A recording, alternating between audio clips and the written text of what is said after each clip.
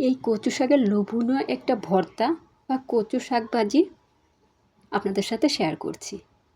এই কচু শাকটাকে কেউ গাটকল বলে, কেউ চামগাছ বলে, কেউ বউ শাক বলে, মানে বউ কচু।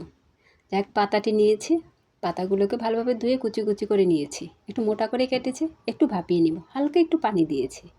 এই গাটকল পাতাটা কিন্তু একদমই নরম হয় না, যতই ভাপিয়ে নিই একটু শক্ত শক্ত থাকবে। ভাপানোর পরে পানিটা ছেঁকে আমি বেটে নিব। আপনারা চাইলে ব্লেন্ড করে নিতে পারেন, আবার এমনকি এই শাকটাই একদম চিপে পানিটা ফেলে দিয়ে এটাকে ভাজা ভাজা করে ভাজি করে নিতে পারেন। এই পাতার শাকটাকে কেউ ভর্তা বলে বা কেউ শাক ভাজি, যে যেভাবে চিনি না কেন বা খাই না কেন, খেতে অসাধারণ। আমি বেটে নিচ্ছি, ভাপিয়ে নিলে একদমই হাত চুলকায় না। বাটা হয়ে গেছে, বাটাটাও মিহি লাগবে না, এক বাটা হলেই যথেষ্ট। সবগুলো বাটা হয়ে গেছে। আপনারা ভাবছেন এই পাতাটা গলা ধরে, একদমই না, ভাপিয়ে নিলে তো কোনো কথাই নেই। আর যত ভাজা ভাজা করে ভাজবেন একদমই গলা ধরবে না। একটা কড়াই বসিয়ে দিলাম, পরিমাণ মতো তেল দিয়েছি। তেলটা একটু বেশিই দেওয়া লাগবে, পরিমাণের চেয়ে বেশি।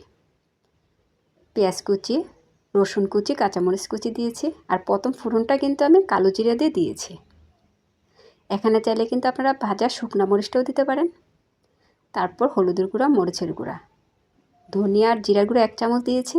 একটা টমেটো বেটে দিয়েছি আর রসুন বাটা, স্বাদ মতো লবণ। মশলাটা এখন ভালোভাবে কষিয়ে নেব। টমেটোটা দিলে খেতে অসাধারণ হয়। এই শাকটা যে কতটা মজার, বা এই ভর্তাটা যারা খেয়েছে তারাই শুধু এটা মজাটা উপভোগ করতে পারবে। শাকটা বেটে একটা ঝুড়িতে রেখেছিলাম এক্সট্রা পানিটা পড়ে যাওয়ার জন্য। মশলাটা কষানো হয়ে গেলে শাকটা দিয়ে দিলাম। এখন যত সম্ভব নেড়ে নেড়ে ভাজা ভাজা করে নিতে হবে। তেলটা কম হয়েছিল, আমি কিন্তু আবার একটু তেল দিয়েছি এই শাকের উপরেই। আপনারা কিন্তু এই তেলটা সরষের তেল দিতে পারেন, আমি সয়াবিন তেল দিয়েছি। এই শাকটা অনবরত নাড়তে হবে, আর যত নেড়ে চেড়ে ভাজবেন ততই খেতে ভালো লাগবে, ততটা গলা ধরার কোনো ভয় নেই। ভাজা ভাজা হয়ে গেলে আমি লেবুর রস দিয়ে দিব। লেবুর রসটা দিলে আর একটু গলা ধরার কোনো ভয় থাকবে না। আপনারা চাইলে আর একটু বেশিও দিতে পারেন, নাও দিতে পারেন। ফ্লেভারটা অন্যরকম হবে এই শাকের। গরম গরম ভাতের সাথে খেতে কী যে মজার। লাস্ট পর্যায়ে ভাজা শুকনা মরিচের গুঁড়া দিয়ে দিব। ভাতের সাথে শুকনা মরিচের বিচিটা কামড় পড়লে খেতে অসাধারণ হয়। এটা ভাতের সাথে খেতে গেলে বিচিগুলো কামড় পড়লে খেতে খুবই ভালো লাগে। এই কাঠকোল শাকটা কিন্তু এই সিজনে পাওয়া যায়, বৃষ্টি হলেই হয়, 12 মাস পাওয়া যায় না।